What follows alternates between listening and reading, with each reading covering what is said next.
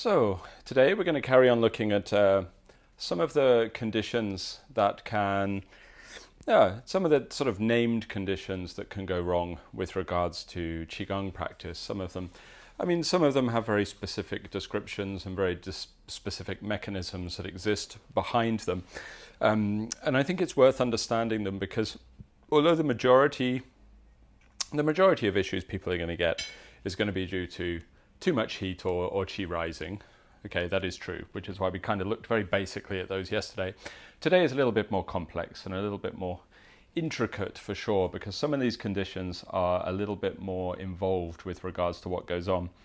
And I think that even if people are at no risk of suffering with these kind of conditions, because many people aren't, it's still worth understanding them, because I think that if you understand when things go wrong, weirdly there's an insight into how to make things go right, if that makes sense.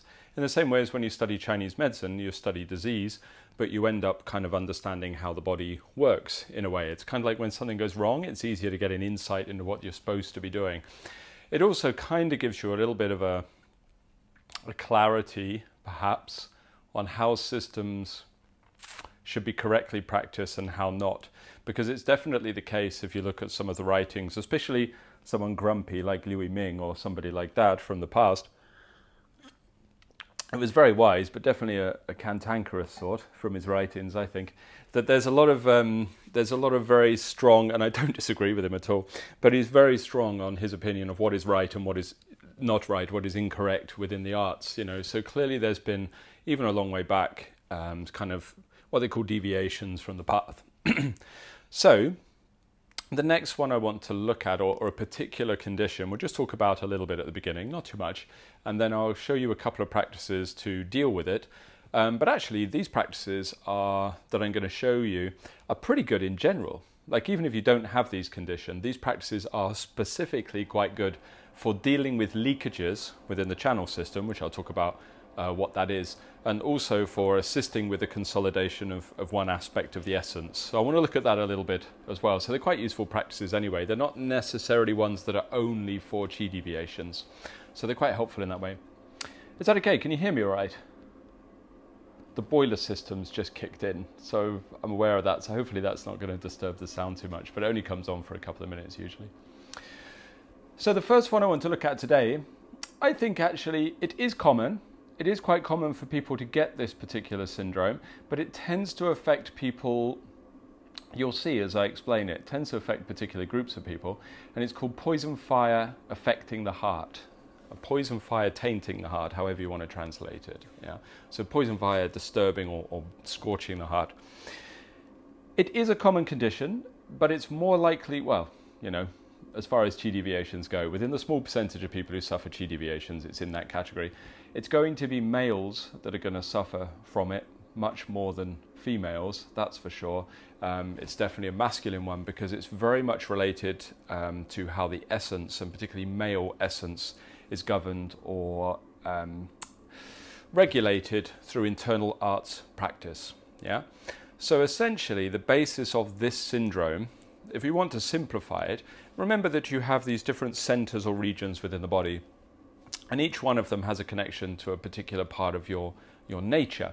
So we know, for example, that your liver contains a connection or resonates with anger, and we know your lungs resonate with a sense of loss, sense of identity being broken or something like that. We have these connections. But then also things like Jing, Qi, Shen themselves have connections to parts of your psyche.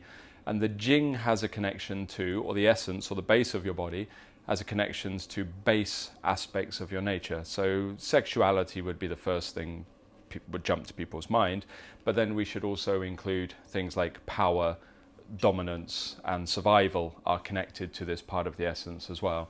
I don't want to draw parallels with the chakra system because they are separate and they are different. They are not the same. Like, people shouldn't be saying they're the same thing. But of course, the region of the body down the base, everything down there, they associate within Hindu systems as well with these kind of base survival drive kind of instincts as well. There's correspondences here. So when your mind interacts with a region of your body or substance or a treasure or an aspect of energy, it's going to be kind of resonating with that mental quality as well. Okay, it's going to be creating an effect in the same way as we talked about.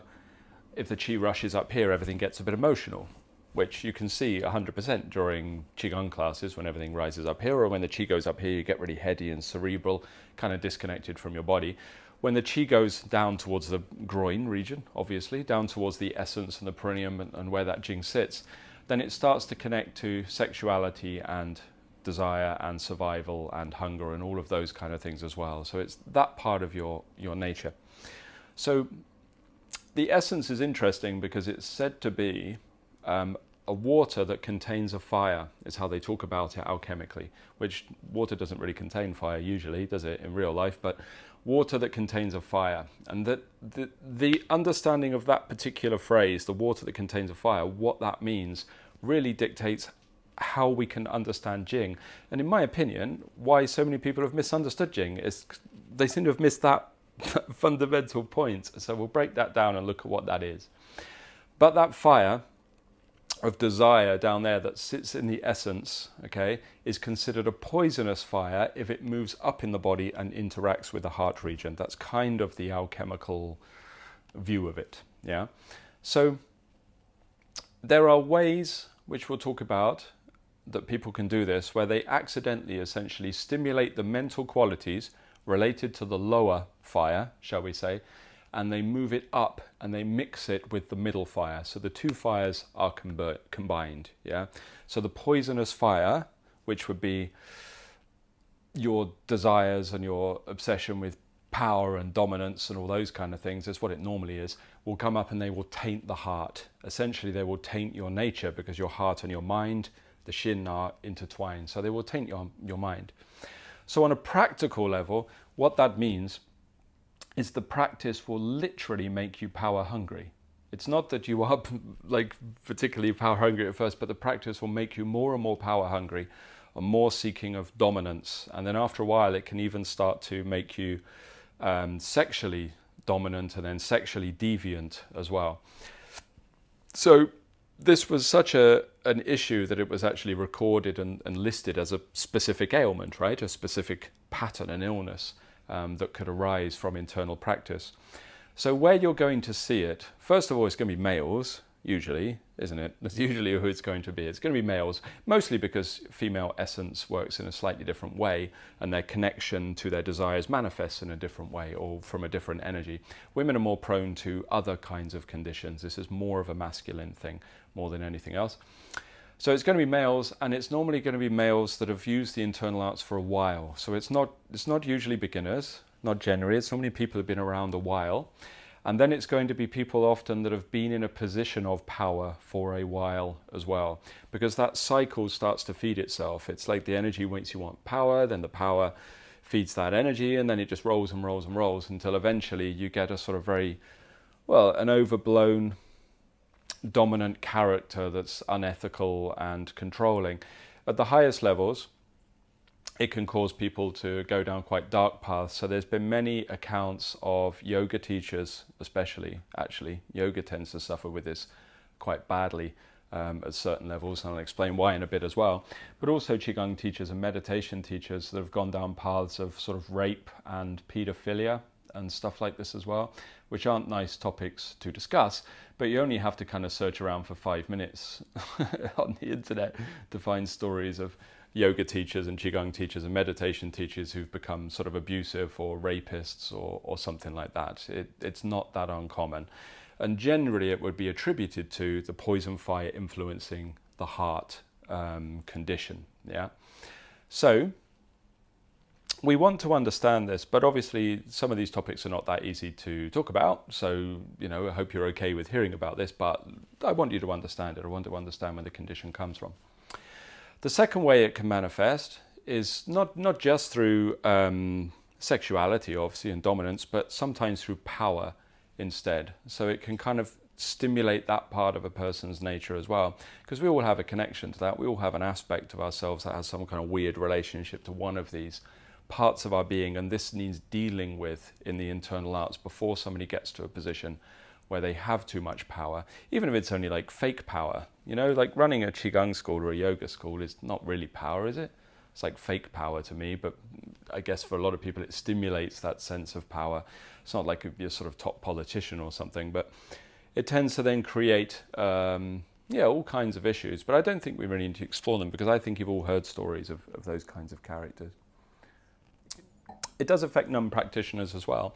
The difference is that it gets fueled essentially by the internal practice as a mechanism that fuels it, that causes the issue, which is why it tends to be, in my opinion, more overblown within the internal arts. It tends to be more extreme than anywhere else. Yeah, I think it's more famous for happening in the yoga scene, but I think that's simply because there's more yoga teachers than there are Qigong teachers. I think that's the reason. I think it's just a statistical thing. I don't think we can really attribute it to one art more than another. There's another version of this that's a little bit more, that's not quite poison fire affecting the heart, but it has a similar kind of mechanism. And it's kind of cruel to discuss it openly, but it's true, in that a lot of people that come into the internal arts are fairly insecure in themselves. I mean, people in the world are generally fairly insecure anyway, aren't they? It's a difficult thing, existence. But certainly people that come into the internal arts, especially the internal martial arts, tend to be fairly insecure, because especially a lot of males, the reason many males, unless it's a cultural thing or something like that, or maybe for health, most males that are coming in is because essentially they feel frightened of other males. And when I've said that, people have sort of scoffed at it or something, but it's true. Like, that's how males operate. And a lot of the people that come into these kind of internal arts tend to be a little bit more cerebral than perhaps the kind of people, in my experience, that would go to something like, I don't know, MMA or kickboxing or something like that. So they're more drawn into these internal arts, but that's combined with this kind of sense of insecurity that they had. So what happens is they start training in these arts, and then the art doesn't necessarily deal with the insecurity, because that's quite a deep-seated and deep-rooted thing to deal with. It's quite tricky to deal with something that fundamental to your kind of survival skills. So then what happens when you start teaching is the act of teaching almost becomes like a sticky plaster that you put over that insecurity. So maybe as a male you weren't as big or as tough as the other males around you, or maybe you weren't as attractive to the opposite sex as the other males around you, or whatever it is. And then all of a sudden, when you're teaching and you've got people looking at you and listening to you and taking your word for things, then that sense of power starts to erupt in you. But rather than the insecurity being dealt with, it's just kind of masked behind your position. So then that starts to produce a kind of dominant behavior. You can see what would happen if somebody's in that situation. And unfortunately, I think that happens all too often. I even had to remove someone, as most of you know by now, I'm sure, that was very, very close to me, because it got to that stage where it had become abusive with the way that he was behaving. So I had to remove that person from the school. It wasn't poison fire influencing the heart, but it was this, essentially, that insecurity hadn't been dealt with, till eventually his position as a teacher became his outlet for his insecurities, until it became abusive. And this is an issue that is very, very difficult, and for me personally is something that's very hard to, the hardest part of what I do to manage an organization or manage a school is to take care of those kind of situations. It almost makes me walk away from teaching quite regularly, because I don't like to have to deal with those organizational things. I would rather everybody just got together and trained. That'd be cool, but that's not what happens. You have to deal with these kind of interhuman politics. So there's that side of it that I think that a more skilled teacher than me would probably take a closer look and monitor those things in people that they were teaching. But then there's the other side of it, that there's an actual energetic process that's a little bit further than this again. Because if you take the essence and that sort of seed of fear, really, isn't it? I mean, we link the kidneys and fear together. You know, reproductive, the interest in reproduction is only linked to fear. That's all it is. You understand that, right? That's the only reason anyone ever wants to breed. It's only fear. Your desires come from your fears. That's it. They're masked. They're one and the same thing. Because ultimately, if you're looking at the kind of primal nature of human beings, we might pretend it's something else. We might pretend it's spiritual. We might pretend it's loving. We might pretend it's connection, we might pretend there's something divine there, but none of that's true. It's all based on fear. Because as a species, as an animal, within your deepest primal sense, the fear is the human species is not going to continue. So therefore there is a drive in you to reproduce. So it still comes from that same thing.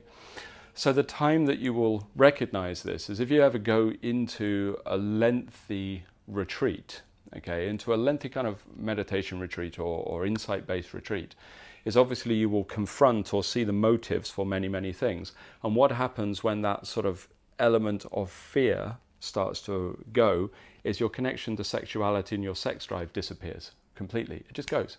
It's like the two is gone. As soon as fear is dealt with, the sex drive disappears. So this is how people could disappear and live in monasteries or nunneries as renunciates. Because of course people on the outside, the question they always ask was, how do they deal with that side of life? Well, it's just irrelevant because they're not living in that survival mode.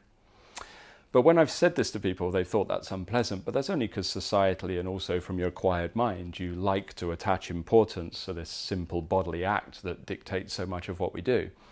But it doesn't matter that it's connected to fear. It's okay. I'm not saying someone should eradicate sexuality from their life, not at all, because fear is a natural part of human existence. It's the same in that the reason that you seek food. Ultimately, according to the spiritual arts, we might not say that in a sort of Western biological way, but the spiritual arts would say you're seeking food because you're frightened of not having food. Essentially, they would equate hunger with this concept. And do you know what happens? When you deal with fear, you can even enter into a state where you don't have to eat for weeks on end. It's quite amazing that all of these kind of body functions just kind of end, they eradicate. And they talk about this within the classics by simply saying, oh, the person doesn't need sex, they don't need food, they don't need water, they don't need any of the things. Why? Because the classics say the Jing has settled. That's how they define it. The Jing has settled. When the Jing has settled, none of those things are needed. Why is the Jing settled? Because there's no fear. Essentially because the fear of death and existence and all of those primal desires are connected to the essence and the kidneys. Do you understand all that? Does that make sense? Sometimes people don't like that, but I mean, realistically, you'll never fully eradicate fear on every level. You won't, not while you live amongst society. It's just not going to happen when you live amongst the world. So consequently, there are going to be those desires, there are going to be those drives. And there's nothing wrong with that as long as we manage it within an ethical or moral framework. Obviously, we want to make sure that it works in a way that's not hurting ourselves or others. So those fears that are situated there within the essence, that's the root of them, that sits within the Jing, they also generate all of our things such as greed. Because greed, ultimately, the desire to accumulate things, is only once again the fear of not having enough, of not having a strong enough sense of self, of not having a strong enough sense of identity, of not having a strong enough form that is going to continue existing. So in a weird way, human beings' obsession with accumulating money and wealth and cars and clothes and whatever it is, it doesn't matter, or even stuffing their face full of food that they don't require, or drinking drinks that they don't require, or any of these things that they just want to gather towards themselves, ultimately, according to spiritual teachings, would be based in a fear of death as much as anything. Once again, back in fear. Because you know that you're all going to die, we're all going to die on some level, on a physiological level, unless some of you have decided to obtain physical immortality in this life, in which case more power to you. But most of us are going to die and our body is going to demise. Now, we're not able to prevent that process. The self knows this. The self understands this. It knows it can't prevent that physical breakdown. So as a form of self-defense, the self builds upon it lots and lots of layers in a kind of futile attempt to become immortal. Do you understand that? And that's where the basis of accumulation comes. What happens to people when they start to practice and they deal with these fears? Once again, they don't want to accumulate so much stuff, right? It just, well, it becomes kind of pointless. It's just not required. You can see it. I've never met a greedy, accumulative person who I didn't think within about 5 minutes of meeting them was full of fear. That was just, it's universal. It's like, oh, here's a very frightened person. that I'm meeting at this moment. So this gives us our hunt for material things, material gains. It gives us ultimately our desires, including our sexual desires and things like this as well. For fear of sounding like a horrible unromantic, even your desire to have a partner is based solely upon a fear of being alone as much as anything else. Nobody likes to hear that, but it is. That's what it's based upon. But we all have it. We all exist in that state because we don't want to be in that situation. So that fear, what it does is causes you to seek out those things in somebody else that you feel you are lacking quite often. So that generates that sense of connection. So spiritual practitioners at the higher levels normally ended up either on their own once they became content within themselves, or alternatively on top of that they'd had to sort of transmute that relationship into something that was higher minded, that wasn't based upon those fears. But of course that takes work and takes a certain degree of cultivation from both partners. That's not something that just arises naturally. Okay, that's something that takes practice and development. Then from here, the hunt for power is ultimately based upon fear as well, just like everything else, because power ultimately is just an attempt to control the environment that you're in. So if you've ever been in a position when you're completely disempowered, even on a real simplistic level, maybe you're slightly nervous because you've gone to a social gathering where you don't know anybody and you're the only one there, and everybody else knows each other and you don't know anyone there. No, you've all been in that situation on something similar to that, I'm sure. And on some level, yeah, I quite enjoy those events, to be honest. The anonymity is quite pleasant, actually. But there can be a sort of something that touches upon you, that insecurity of, because you're not in control. There's like a sense of lack of control of that situation. You are the one that's disempowered in that place. So it takes a little while. So what do you get? You get the insecurity of, I've got to make sure I talk to this person properly and make an impression and get to know people and tell my story, because you're trying to regain some kind of control within that situation. Now, ultimately, the search for power is only a reflection of that on a larger scale, right? That's all it is. The more power I have over other people, the more control I have over the situations that I'm in, I can govern and manipulate everything that's happening around me. And to relinquish that sense of control would mean I would need to tackle those fears, tackle those insecurities, until I'm comfortable being in that position. So all of these kind of sides of our nature are not wrong, okay? I'm not saying don't seek a partner. Of course you should. Find someone who makes you happy. Don't have sex. Of course, have a wonderful, intimate relationship with someone. I'm not saying don't have nice things around you. Of course you should. Your house should be nice, enjoy your stuff and all those things. Don't eat too much. That's bad for you, isn't it? But all the other things, like, feel free. That's the kind of worldly path, the worldly path. And we all live in that place. But that worldly path is still based upon fear. It's based upon that part of ourself that is frightened of dying, that is frightened of not being here anymore. I can't think of any spiritual practitioners that I've met or read, even if I think of classics, that didn't reach that conclusion through their practice. Can you think of any? Like, not anyone I would consider deep. But when I think about like high-level spiritual practitioners, when they get round to the sort of the really core of it, what happens is their life ends up about two things. They write about ending a fear of death. Doesn't that come up an awful lot? Isn't that something that gets discussed? Meditation for death, getting ready for the process of death or annihilation.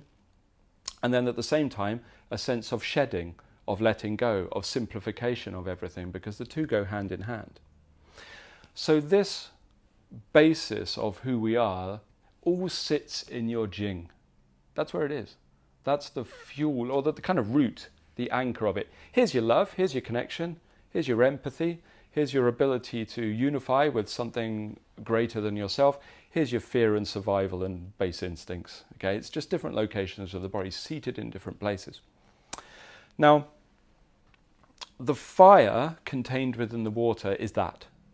That's what they're talking about within the essence, is the ignition of the mental movement towards a desire or towards a drive or towards something that is initiated by that insecurity. That's what it is.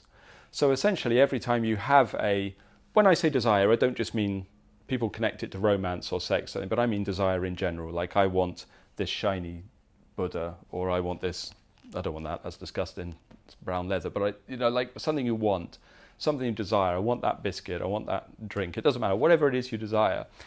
Every time that kicks off, essentially there's an ignition of that fire. Boom. There's an ignition of that fire, right? So that's a kind of alchemical mechanic behind it. And after a while, through practice, you can even feel it. Most people who've gone inside and sort of felt their energy system, you feel it's like a little boiler fire that kicks off. There's that damn thing again, that desire. And we often attribute it to the heart, but actually it's rooted lower down. And what happens is when that fire ignites is it rises up within the body to fuel the heart. That's the fire that rises. It comes from beneath so that it stokes that sort of heart fire. Now there is a sense of purity about the heart, okay, about what it can experience, aside from negative emotions and things, but with regards to what it wants, what it desires, its connections, that's not rooted in fear. So they should be two separate things. And ultimately the idea is that energetically, aside from any kind of high-minded cultivation, a person should be able to distinguish between these two things. They should be able to separate between the two. Here is my ugly desire, here is what is good and right and pure and beautiful and whatever, okay, heavenly if you want, I don't know. We should be able to separate the two from one another. The darker side of our nature will bring up darker, I guess that's a judgment, but I'm making it. There are things we could decide that are darker, are ignited from that sense of fear. And then the other side of us, the things that are purer, that are higher minded, come from that second place, it's a little higher within the body. But the problem comes when the two mix, when the two become distorted, and that's what poison fire, tainting or distorting the heart is. It means that the fire from the lower part has gone up and mixed with the upper part till you no longer know what the pure is or what that idea of connection is. So the results of it will be, and I guess you could argue, I guess like Pat was asking, people, non-practitioners get it. They can, yes, for sure, definitely. But I guess with this condition, I'm talking about just something that's actually fueled, because we're going inside, we're going in the back end of the machine and rewiring things for our practice, aren't we? We're going, right, we're going to move that wire, put that there, and blah, blah, blah, to make the body more efficient, or less efficient if you get it wrong. So ultimately, we are getting involved in that mechanic, and people have accidentally sent that fire up to distort this until it becomes out of control, becomes ludicrous. So that a normal person, if such a thing exists, who's not a practitioner per se, might have a leaning towards, well, let's stick with sexuality because it's the easiest one to understand, might have a slight leaning towards some kind of sexual deviance. Maybe they have a leaning towards something that's a little out of the norm, or a desire that's not but that's not too problematic, or something like that, a fantasy or something like that, you might say. Whereas if someone has actually fueled that deviant fire to a large degree, that's going to become absolutely ludicrous until it gets blown out of all proportion, which is why we have, in my opinion, and only my opinion, so many high-level yoga teachers and Buddhist teachers, and not so many Taoist teachers just because there's not many of them, but if there was many of them, it would be the Taoist teachers too. All of these internal cultivators doing things like, what do you hear? Oh, he started having sex with children. That comes up an awful lot. That just arises. There's a lot of teachers that have gone down that path, including high-level practitioners that it's like, what? I remember being younger and just hearing, like, where did that come from? Like, how did you go through that path and get to that point and that happened? Or raping students, or even using sexual manipulation on a sort of large or grand scale, or changing the teachings so that the teachings conveniently mean that the students have to sleep with you, or something like this, those kind of ideas. Or how about when the teachers become power hungry to the point that they choose who's allowed to marry who within traditions? I think Osho was fairly famous for that, wasn't he? Although people dispute it. Or controlling so many aspects of a student's life that ultimately it becomes something a bit more dominant, something more cult-like. Yeah. Sorry if this is unpleasant to talk about. You turned up for a little sort of, I come for a cheerful Qigong course. Next thing you know, we're talking about sexually abusive masters and all sorts of things. You know, it all gets a little bit unpleasant. But we want to understand what can go wrong, what are problems that can arise within these kinds of traditions. So, that's right. Yeah, that's what I was talking about. Remember, everything is cyclical as well. Hey, I got to use that word I liked from yesterday. Everything has this cyclical relationship too, where one thing feeds into another. So of course, particularly when someone has a distortion around this sense of power, remember, more power is going to fuel that distortion as well, isn't it? So the two are going to roll and roll and roll, which is why it's kind of a process that you see with regards to these kind of famous or high-level teachers after a long time, after been doing it many years, and the scroll has grown to a large size, that these problems start to become emphasized and become very, very large. It's kind of self-fulfilling. So who is going to suffer with this kind of thing? I won't go into more detail. I think that's enough. Who is going to suffer with this kind of thing? It's going to be schools based on sexual practice, for a start. It's going to be a lot of the schools based around that.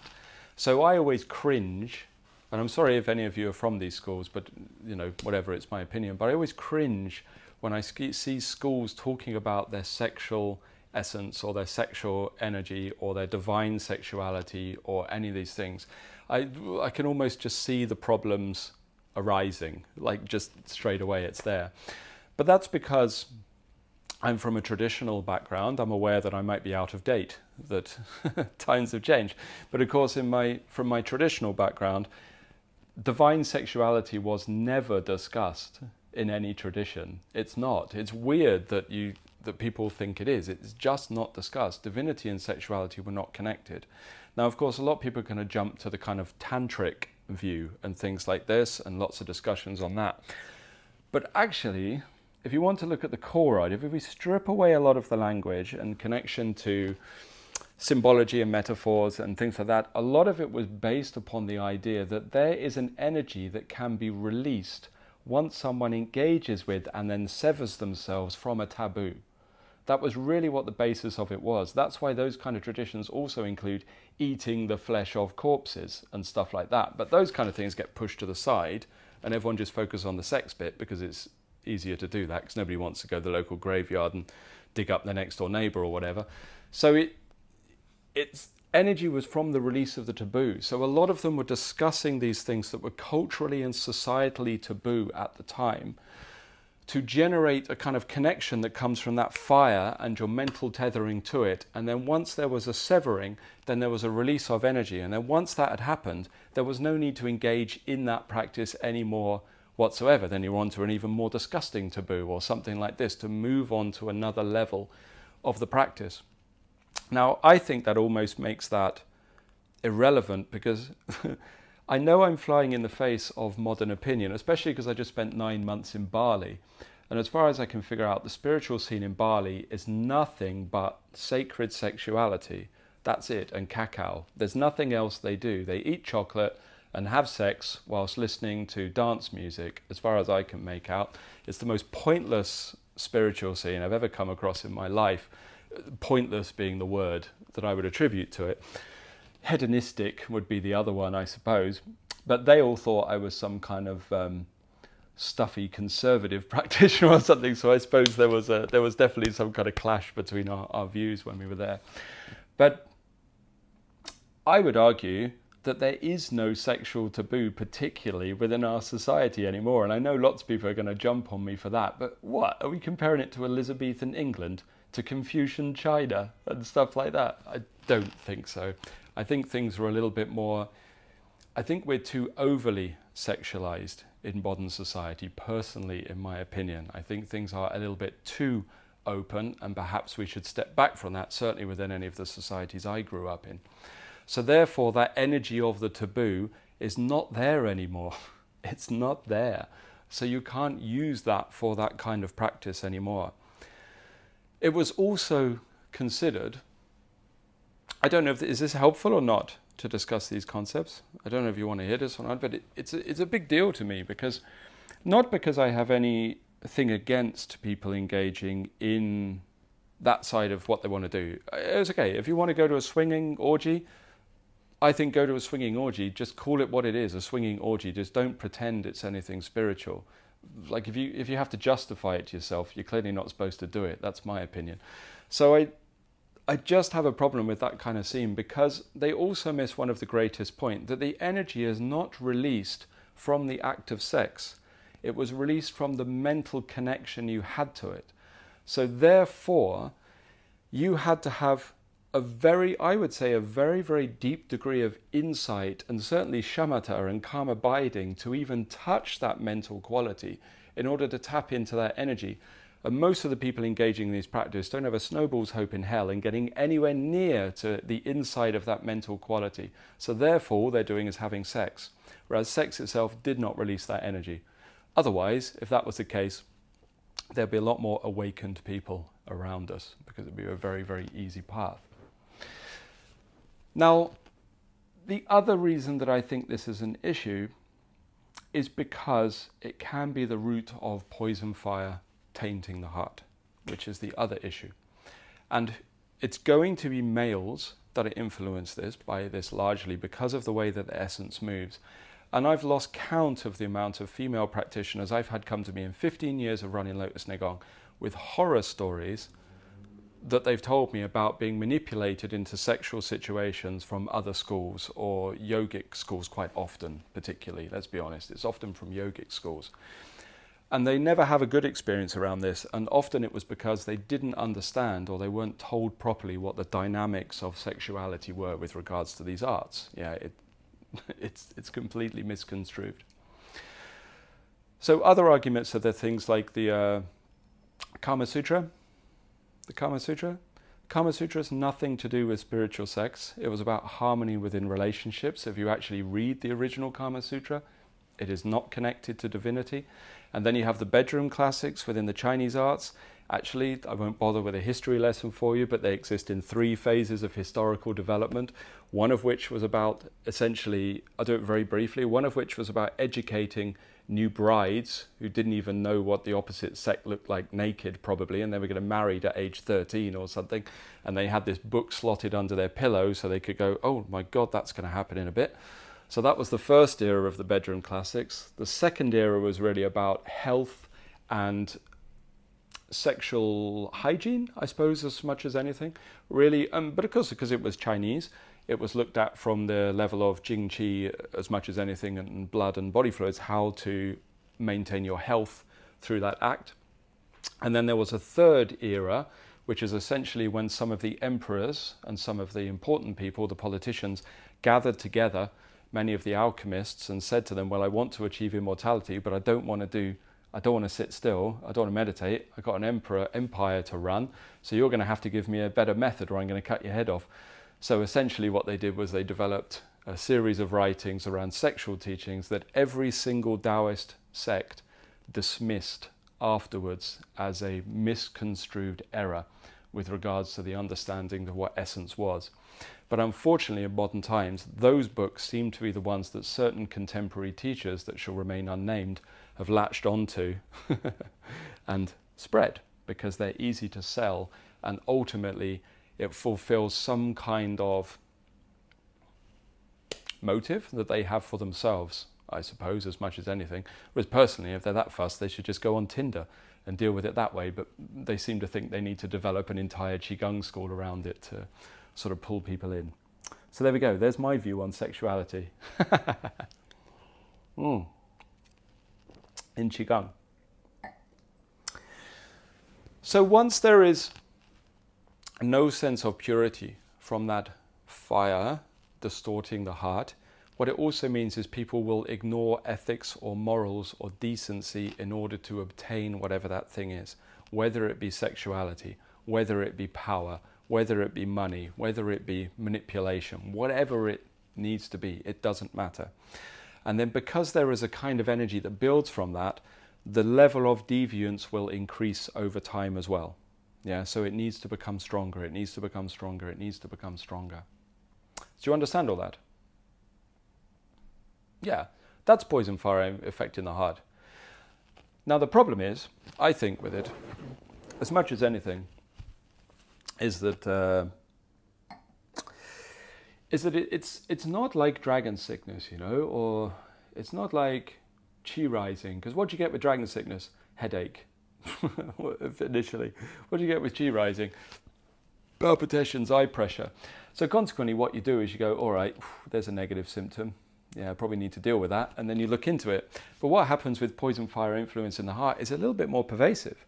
it almost hides within the system, right? Because it doesn't bring you any negative symptoms. I don't get a headache. I don't get eye pain. I don't get tinnitus or something like that. Not really. What I gradually get initially is an increased sex drive. That's the first thing that goes up.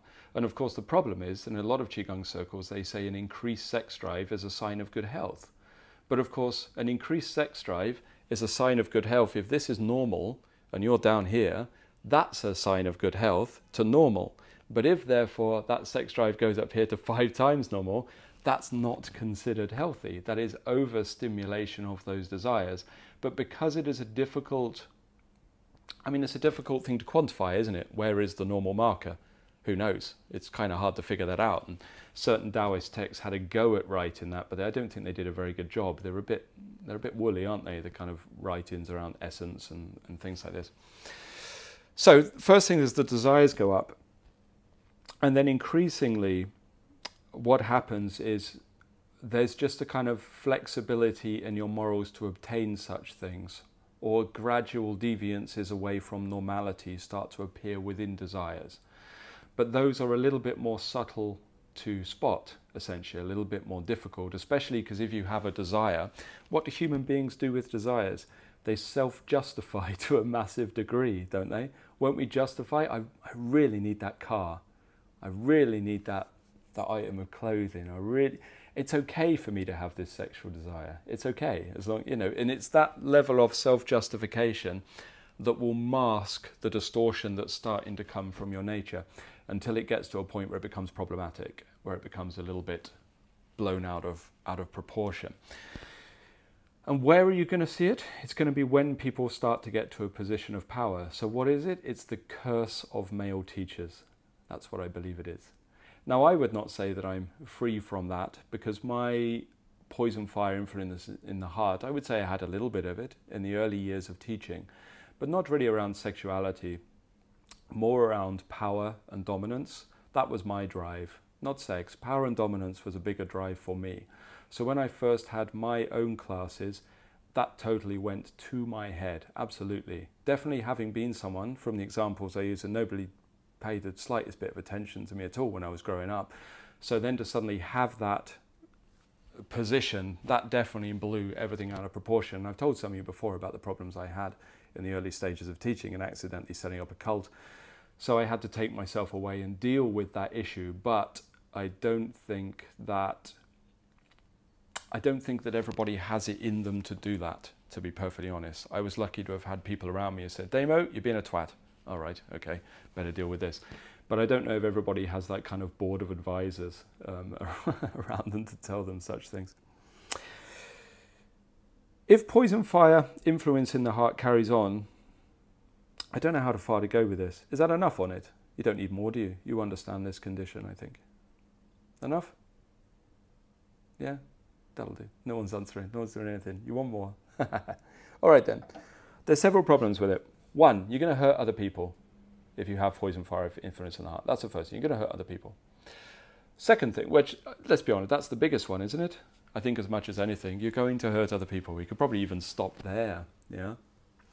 The second one, the second issue that's going to be, is really kind of deeper, because now we're looking at the kind of, the deeper spiritual parts of what a person is and what makes them up, because on the grand scale, you don't get away with anything karmically.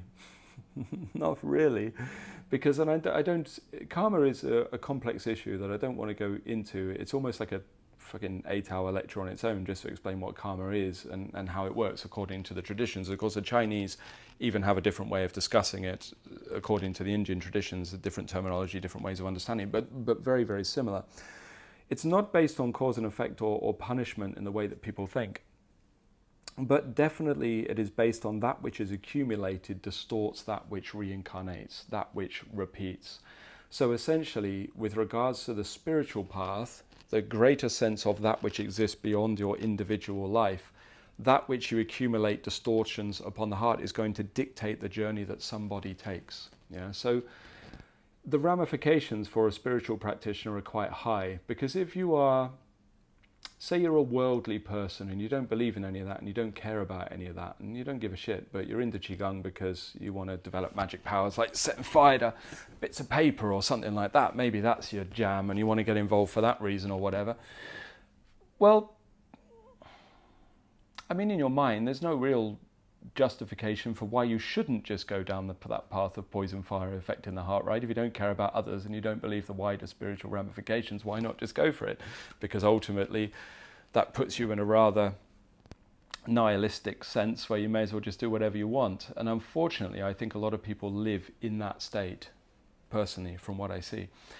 But if you are somebody who is involved in the sort of deeper spiritual aspects of the art and you operate according to that construct, I suppose, that sort of mental paradigm, then ultimately the ramifications are massive. They're absolutely huge, because it means that condition is directly in opposition to your spiritual path. Not even in opposition, it is 100% detrimental. It is destroying your spiritual path. It might enable you to accumulate worldly power, but it's actually the opposite of what you require from your cultivational practice. Now, I don't care about that for the individual because that's up to them, but I am concerned about the ramifications for the people that they teach and the people that they meet and the people that they come into contact with who might have spiritual aspirations of that sort. Their path might be something similar, but they become distorted or tainted by the influence they have by moving into those kind of circles. Can you see that that might be an issue? Why that might be a problem, right? Especially for newer people, because definitely your first influences in the internal arts, whatever we want to call it, on your path of cultivation, your earliest influences always stay with you. I hate to say it. Even if your earliest influences were terrible, they're still going to stay with you to a certain extent, okay? So within the arts, I would say that the arts I started with aren't really present in what I do anymore. I moved away from that, from what I was doing when I was younger. But I can still recognize certain reflections or shadows within even the way my body moves. There's a bit of that in there. There's a bit of white crane there. There's a bit of karate there. There's a bit of kendo in the way that I do that with my hip. It's still always there. You're never going to eradicate that reflection. And also the mental qualities of the people that taught you in the early stages are going to stay with you to a certain extent as well. You might be able to alchemically transform some of them, but there's still a little bit there. I can still feel a little bit of some of my earliest teachers. So if you have a teacher that carries that kind of distortion, especially if they don't have insight into the nature of it, then for newer, innocent students coming in, it's going to be problematic. So for that reason, I am pro discussions of this sort and allowing conditions like poison fire into the heart to be understood on a wider scale, so that people can be fully informed and then make decisions about what they're doing. You discussed the physical manifestation of poison fire behavior at the energetic presentation. I presume you mean Chinese medicine presentations.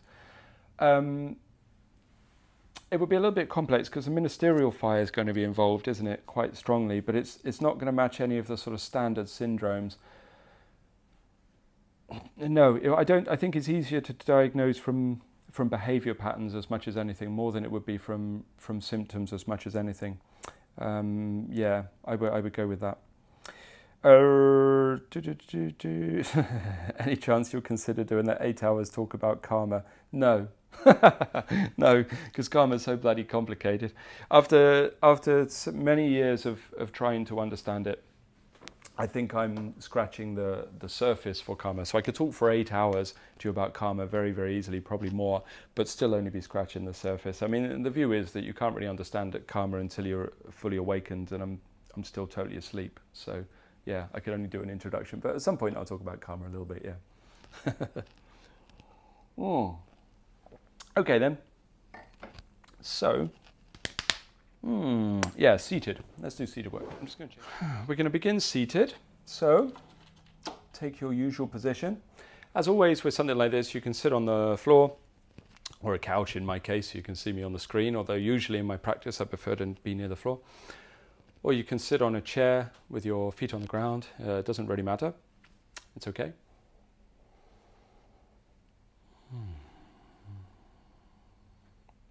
And then what we'll do, just relax your hands, and it takes a little while for people to get sorted, so just while we wait for them, just anchor the breath and allow your body to breathe in and out for a few minutes. And just settle into the practice.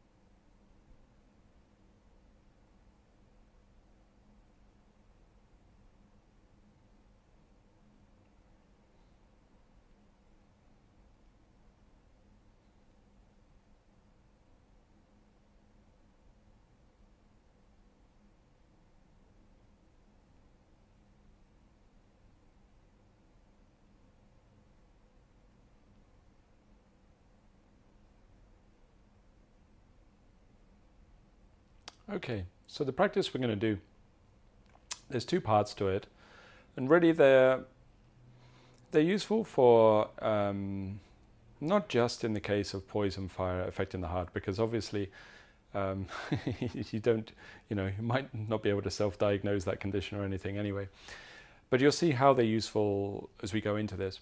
But essentially, once someone gets to the point where the poison fire has fully tainted the heart and they're lost in the sense of power, my experience is they don't really want to fix that condition anyway, right? I mean, how many people want to relinquish the power that they've spent so long getting? But there is a stage that comes before that where I have had male practitioners, it is always male practitioners, that have come to me just a little concerned that this is happening to a certain degree. Like they will say things like, I'm a little worried because a lot of sexual imagery comes into my head at certain phases when I'm trying to meditate or something, and then I've discussed this kind of situation with them, and that's kind of the early stages. It's not necessarily always what's happening if sexual image is coming into the head. Of course, the brain does all kinds of things during internal work, but just in case, why not? Doesn't do any harm. Just to adopt these practices a little bit, just to settle everything down.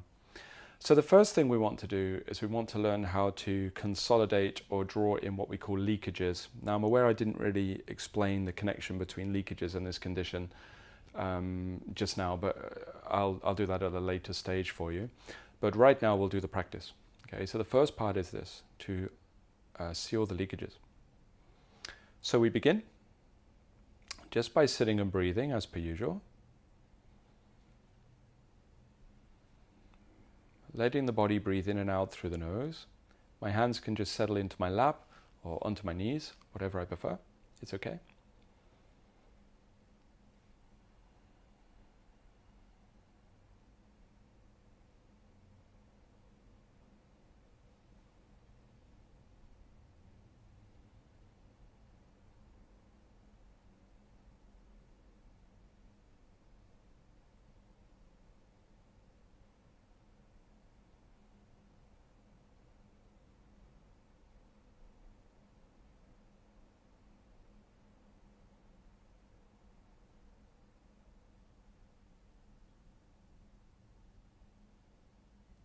And then initially, I'm just going to change to reverse abdominal breathing, but kind of gentle, kind of soft version of it, you know. So remember, as I breathe in through the nose, I want to gently close the abdominal cavity. And as I breathe out,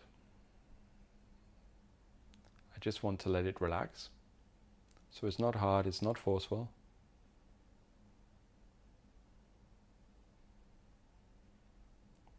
And I'm sure you're familiar with reverse abdominal breathing by now, vast majority of you. But remember that it's not done with the outside muscles. It's done with the inside cavity closing.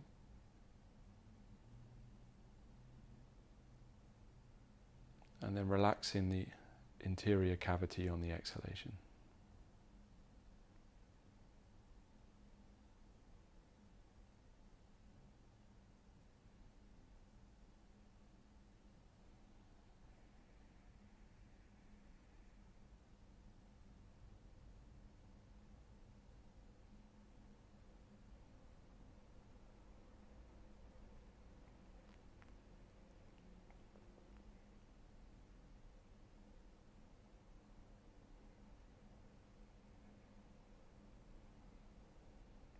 So we'll spend a few minutes just reverse breathing.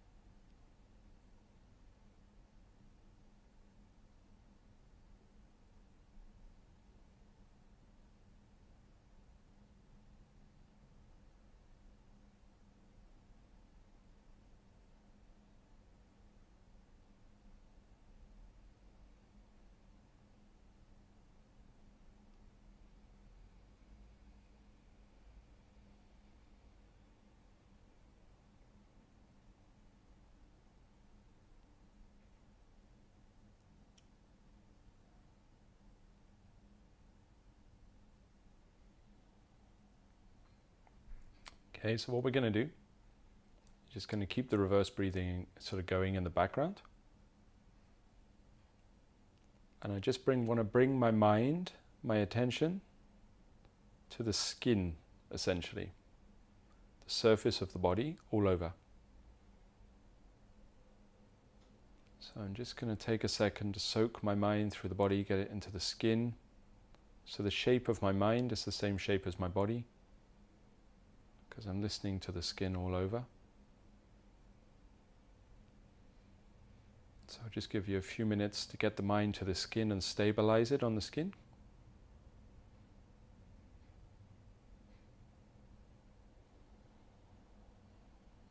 Don't let the mind wander from that task. Stabilize it onto the surface.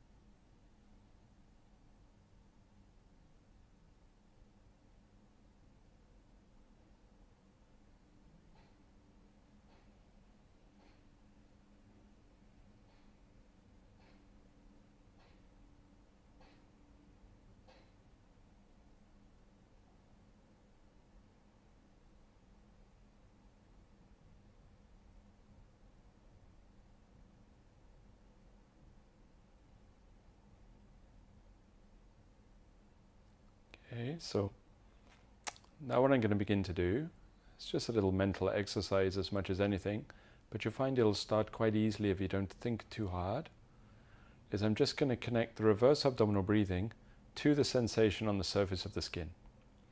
So what I mean by that is as I breathe in and I close that abdominal cavity, it's going to pull on the surface of the skin. It feels like something is shrink wrapping me or vacuum wrapping me, depending on what you call it. Like the skin tightens as it starts to get drawn in. And then as I breathe out and relax, it just resets. Okay, so I breathe in. Let the skin all over the surface of the body tighten as it starts to pull in towards my dantian. Like I'm shrink wrapping myself, like I say, like a cling film, getting tighter. Then I breathe out and I relax. So I just want to work on this for a little while. Once you just become aware of the sensation, you can just listen to it, let the attention get stronger, more stable on it. And we'll just continue with that process. So the closing of the abdominal cavity draws the skin tighter. And when I breathe out and relax, everything goes back to normal.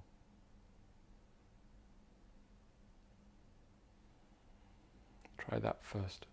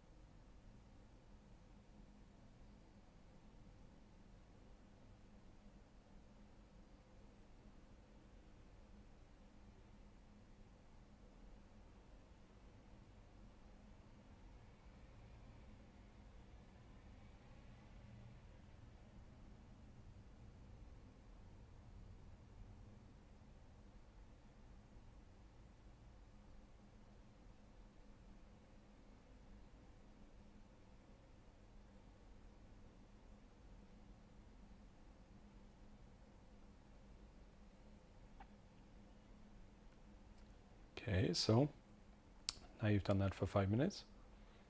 And breathing in and drawing that skin tighter, or connecting the two. And then what I want to do is just make sure it's the whole body. Because of course, what you're going to do is you're going to isolate parts of it. Perhaps for some of you, the face will be easier than the back of the head. The front of the body might be easier than the back of the body. Upper body might be easier than lower body. So what I want to do is try to look for the areas, or feel, I should say, sorry, for the areas that aren't closing, and try to flood my mind into those areas as well. If it's patchy, parts are moving and other parts aren't, it is an indication that your awareness is not even more than anything else. So we just want to fill in those blanks so that when I breathe in, the whole body is tightening, getting smaller. When I breathe out, everything is relaxing. So for 5 minutes, try.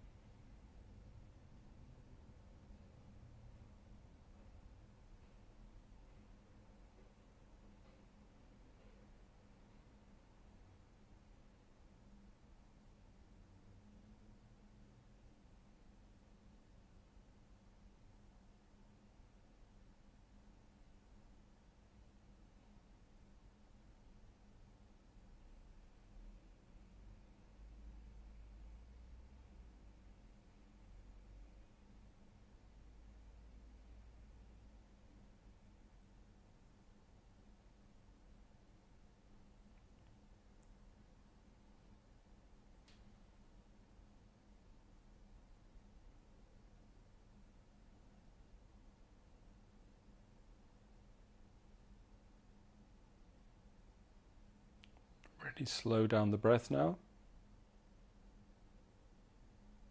Long, slow inhalation to draw everything closed. And then relax on the exhalation to let it open.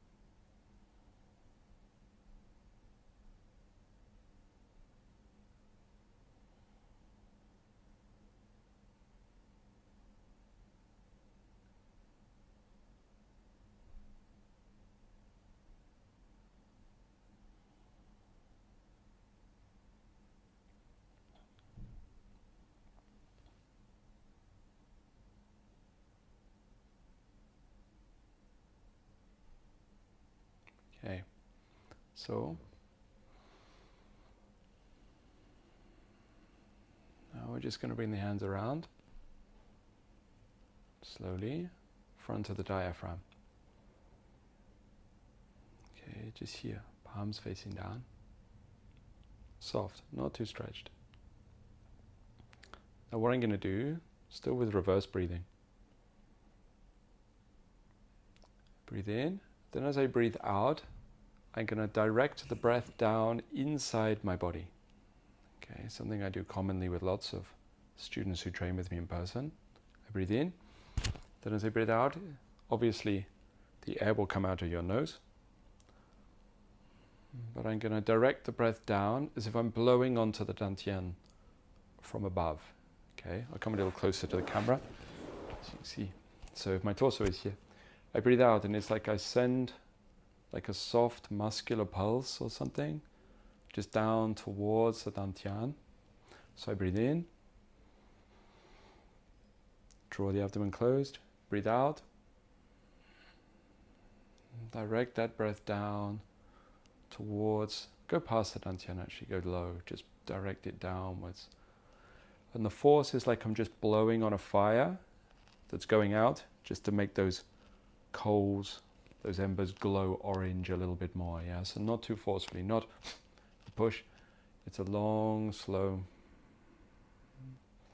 gentle directing of the breath downwards towards the seat of the jing.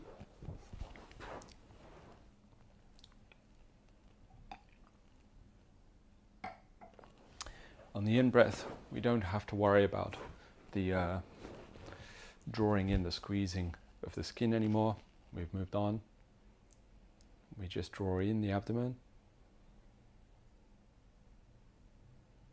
And then breathe out, direct the breath down.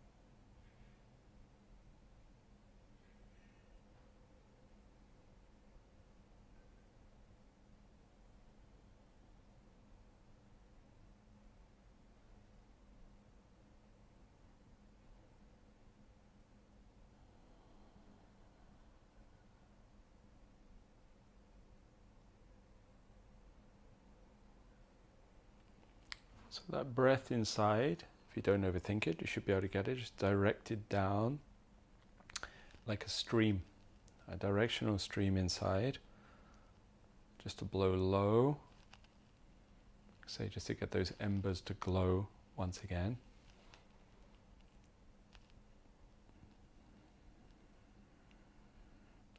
If you feel that you can get it to go down comfortably, if that's easy enough, then you can take away the hands from the diaphragm if you wish to, and just rest them back in the lap or on the knees.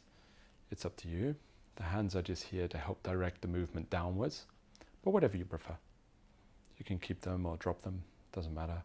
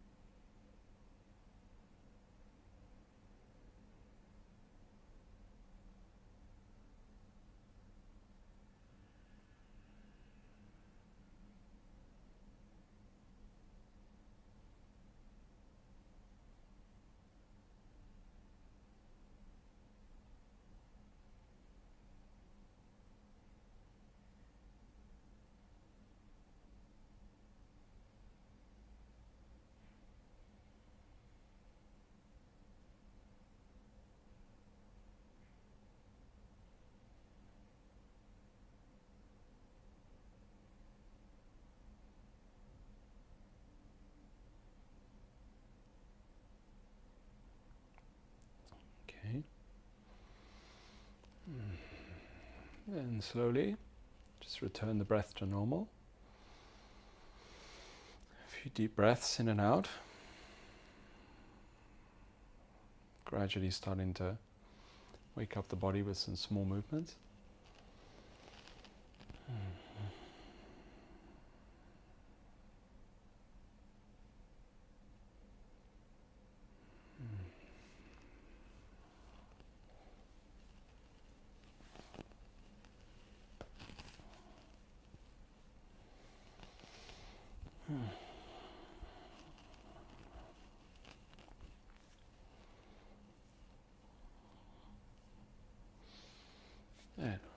Rub the hands.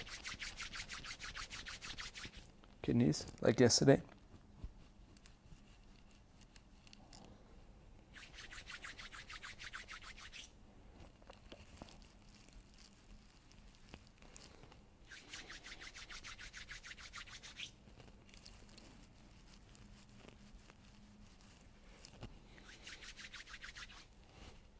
Eyes.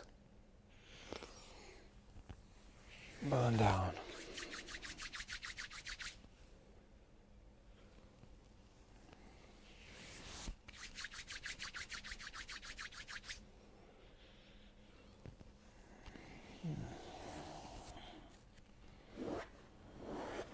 Okay, so just going to change the camera view a minute so I can see. Okay with that? Easy enough?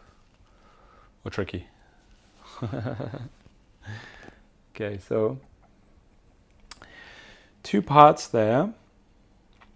The first part, sealing the leakages or whatever to seal up, is common in lots of alchemy systems. They have slightly, you'll see different ways of doing it, but it's always very similar. I did it with 3 different teachers, I think, and it was always very similar. Essentially, when you're connecting the dantian to that outside edge and then inhaling so it's connected to the breath, at first it just feels a little bit like it tightens the skin, maybe the pores close or something like that. Some people can have a slight temperature drop a little bit when it happens, just because the qi comes away from the surface. If that happens, don't worry, that's okay, no problem. It's just because in Chinese medicine terms, the wei qi, which is warming, is moving away from the sinews a little bit, so it can cool you down a tiny bit, so don't worry if that happens. When we seal, it's a bit of a strange thing. It goes a little bit beyond Chinese medicine even, but ultimately in what? I don't know. In the human energy system, I don't even know what system we talk about really particularly. It's not Chinese medicine, I guess it's from Qigong as much as anything. When you view a body, as much as anything, different mental qualities or mental imbalances tend to produce like little leaks, like someone's got a tire and put a pin in it. There's like a little bit of a breeze or a spurt coming out of different parts of a person's body. So sometimes people will feel this in energetic healing or something when they run their hands over the body, and they feel different sensations as they run the hands over. Sometimes it can be like static off an old TV set when you just turned off the TV and it's got that crackle over the screen that used to happen. If you're old, you know what that is. Or sometimes like little bits of cold or hot or prickling on the skin, like a little acupuncture needle going into your hand or something sharp. And what you're feeling when you run the hand over, as much as anything, is little leakages from the energy system. Because if you had someone that had no leakages, you wouldn't feel anything. It would just be smooth all over. There's nothing there. It's just smooth over the energy body, over the aura as you run the hand over. When they seal the leakages, what they're trying to do is just draw that qi in, just to plug those gaps. So it might sound peculiar, but ultimately it can change your mindset, or it does. Not can, it does. Change your mindset after a while. So it's kind of a reset thing. Reset for the qi of the body, reset for the mind.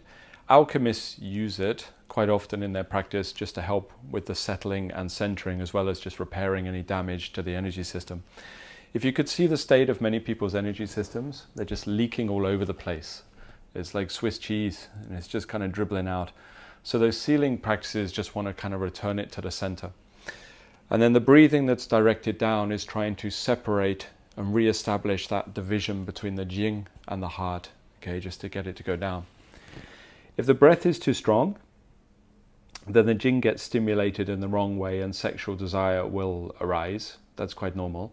It just means step back with the breath strength a little bit, just do it a little bit softer. You've been a little bit hard, a little bit heavy-handed, that's all. And everybody will do that a few times. You'll be a bit heavy-handed, and you know because you get turned on. But you just step back a little, step back and just breathe, and it stimulates it in a different way. It just kind of moves a little and then just kind of gathers low down in the body. So you can use that as a kind of volume control a little bit, just to make sure you step back. I remember the first few times I was doing that many years ago, just as usual for me, way too much power, and it just turned into a whole erotic adventure. So you've got to really just come back from that strength so that the jing settles, but instead of being disturbed ultimately, which is what you're trying to avoid. Okay with that? Does that make sense?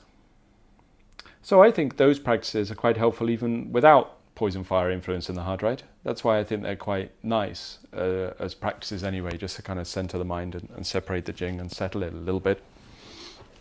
It's something I forgot to mention. I was going to explain to you. I didn't explain the water in the fire very well, did I? I didn't tell you what that meant. I said I would, then I didn't. And I know some of you might understand already, and some of you not. So sorry if it's a bit repetitive, but I want people to understand that your Jing, I think I spoke about it the other day on a Zoom, on a clip here. I can't remember, maybe I did a little bit.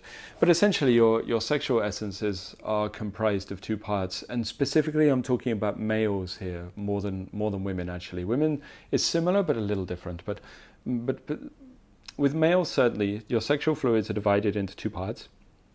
You have the part of your sexual fluids that comes from the kidneys, from the yuan qi, and comes down towards the base of the body, and that's the fire, okay? They call that Jinghua, the kind of cream of the Jing, or the essence of the essence, if you like, the highest part of the essence or something.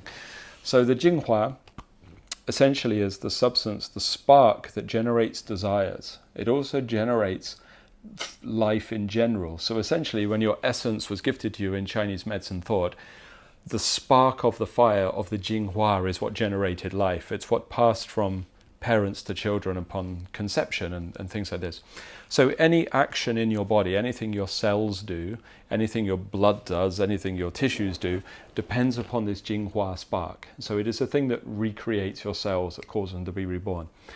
As the Jinghua burns out, that's what makes you age, ultimately because things don't replicate quite so well within the body, and they replicate with errors. So when the Jinghua is gone, then it's not able to repeat, and then ultimately the physical body starts to break down and die. The Jinghua is the fire within the water, okay? The other part, the water if you like, is the sexual fluids themselves, okay? So the semen in the case of men, right? The Jinghua is contained within the semen, okay, within the sexual fluids, but it is not the sexual fluids. It is contained within it. It is the fire within the water. So this is the issue. This is what I forgot to explain. Sorry, I apologize. Is that the practices where people try to retain their semen. So how do they do that? They try to do some very unromantic sort of suck at the last moment or something, or reach under the perineum and sort of push it with the thumb or something like this. And I've tried them all when I was younger. Why not? Give it a go. And well, that definitely ruins the mood, but it's just all a bit daft really. Or all these kind of practices where they try to retain the semen. This is a part of the issue. This is a part of where the problem comes from, because the actual fluids are not irreplaceable, because the fluid aspect of your sexual fluids comes from your food and your drink. It is derived from the stomach and the spleen in Chinese medicine. It comes from there. So if I wish to produce more sexual fluids, I could just have a healthier diet and eat and drink more. And if the spleen and the stomach are functioning well, it will extract that substance and create more sexual fluids. So when people are trying to retain the fluids, they are retaining something that's not perishable anyway. They're retaining something that you could just get through more food and drink or strength of the digestive system. So on a physiological level, it's a waste of time, because that's not something to retain. But on a psychological level, it's an issue as well, because what they're doing is they're retaining what's considered the murky part of the sexual fluids. That's what is the problem. The spark that is contained within the sexual fluids is the thing that needs retaining, not the fluids themselves. Okay, it's different. And this is where the misunderstanding has come.